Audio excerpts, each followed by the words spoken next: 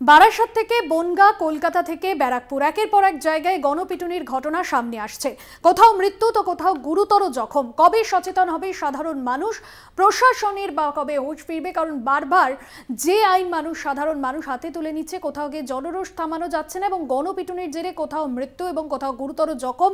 6 জায়গার ছবি আপনাদের সামনে তুলে ধরছি। একদিকে ব্যারাকপুর, বনগাঁ, কোথাও চোর সন্দেহে যুবককে মারধর, কোথাও চোর সন্দেহে ভবঘুরিকে আটক করে মারধর করা হয়। অন্যদিকে বারাসাত, অন্যদিকে ঝাড়গ্রাম, সল্টলেক, বউবাজারের ছবি আপনাদের সামনে তুলে ধরছি। অন্যদিকে কলকাতা সংলগ্ন বউবাজার, যে ঘটনা আপনারা জানেন, এবং সেখানে মোবাইল চোর সন্দেহে এক যুবককে মারধর করে পিটিয়ে খুন করা হয়। 6 জায়গার ছবি আপনাদের সামনে তুলে ধরছি।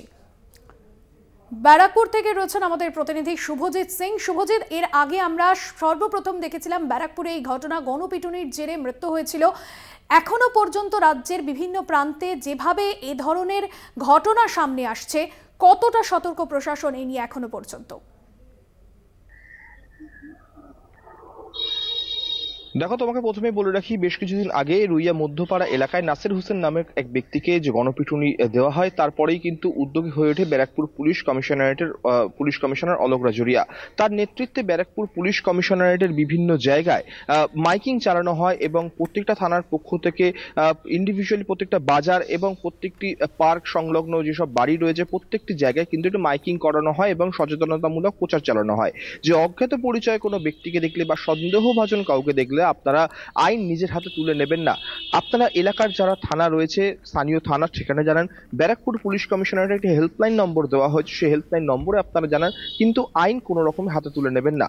তারপরেই কিন্তু সেই ঘটনার পরে যখন ব্যারাকপুর পুলিশ কমিশনারেট উদ্যোগী হয়ে ওঠে, তারপরে কিন্তু এই ঘটনা আস্তে আস্তে কমতে থাকে। পুলিশ কমিশনার নিজে জানিয়েছেন যে এই এলাকায় অনেক রকম মানুষ আসেন বাইরের জেলা থেকে কাজ করতে, তাদেরকে হয়তো দেখলে আপনাদের সন্দেহ হতেই পারে, কিন্তু কোনো রকমে আপনারা আইন নিজেদের হাতে তুলে নেবেন না। যদিও পুলিশ কমিশনারের কথার পরেই কিন্তু মানুষ সচেতন হয়েছেন এবং ব্যারাকপুর মোহনপুর এলাকায়, যে এলাকায় এই ঘটনা ঘটেছিল, সেই এলাকা সহ ব্যারাকপুরের বেশ কিছু স্পর্শকাতর এলাকা যেখানে সম্ভাবনা থাকে এই ঘটনাগুলি হওয়ার, সেই এলাকায় কিন্তু বিশেষভাবে পুলিশের একটি ক্যাম্প চালানো হয়েছে। সেই ক্যাম্পে কর্তব্যরত পুলিশ অফিসাররা বসছেন এবং এলাকা যদি কোনো মানুষের কোনো দরকার থাকে সেখানে গিয়ে তারা জানাচ্ছেন। এবং তাছাড়া তোমাকে বলতে পারি যে সচেতনতামূলক প্রচার সেটাও কিন্তু একভাবে চলতে থাকছে। এছাড়াও ব্যারাকপুর পুলিশ কমিশনারেটের অন্তর্গত জগদ্দল থানা এবং ভাটপাড়া থানা, বিশেষ করে এই দুটি জায়গা যেখানে সব থেকে বেশি এইসব গুজবগুলি রটে থাকে, সেই এলাকাগুলিতেও কিন্তু ভাটপাড়া থানা এবং জগদ্দল থানার পক্ষ থেকেও কিন্তু সচেতনতামূলক প্রচার চালানো হচ্ছে। সব মিলিয়ে বলা যেতে পারে পুলিশ কমিশনার অলোক রাজুরিয়ার নেতৃত্বে যে পুলিশ বাহিনী যারা মানুষের সঙ্গে কথা বলছেন, গুজব ছড়াতে বারণ করছেন, তারপরে কিন্তু যথেষ্ট তারপর থেকেই সচেতন হয়ে উঠেছে মানুষ। ভাস্বতীদি, একদমই ধন্যবাদ জানাবো। শুভজিৎ ছিলেন আমাদের সঙ্গে সরাসরি ব্যারাকপুর থেকে, এবং ব্যারাকপুরেও কিন্তু প্রশাসনের তরফে যথেষ্টই সতর্কতা নেওয়া হচ্ছে, কারণ ব্যারাকপুরে প্রথমেই গণপিটুনির ঘটনা ঘটেছিল এবং সেখানে এক যুবককে বেধড়ক মারধর করা হয়।